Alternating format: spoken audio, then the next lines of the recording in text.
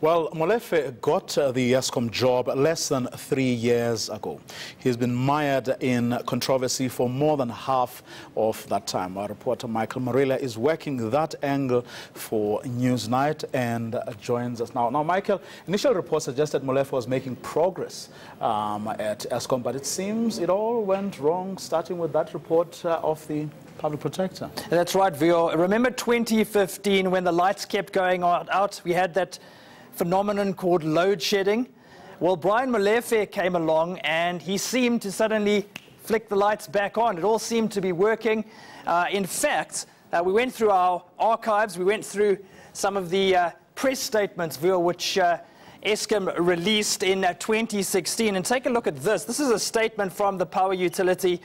Today, Eskom marks exactly 1 year of no load shedding. This is largely due to the rigorous plant maintenance program that we've executed over the past 12 months. And very important to note that that period really marked the beginning of Brian Molefe's tenure at Eskom. So he made a really good start, but as you said, it started going downhill when the State of Capture report came out. Public Protector Thuli Madonsela releasing that document November 2016, and instead of load shedding, we had tear shedding via Brian Molefe breaking down at that press conference where he announced that he would be resigning, all because of this report which suggested he had close connections with the Gupta family. He would make something of a comeback, Vio, but an unexpected one, because he had taken the oath of office in that building, Parliament.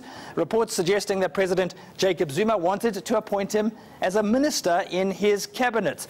In the end, that did not happen. Why? Because Molefe headed back to Eskom. This is the former Public Enterprises Minister, Lynn Brown. She raised questions about Molefe's pension payout, asking why he was getting paid as much as 30 million rand if the reports were to be believed. Now, Brown objected.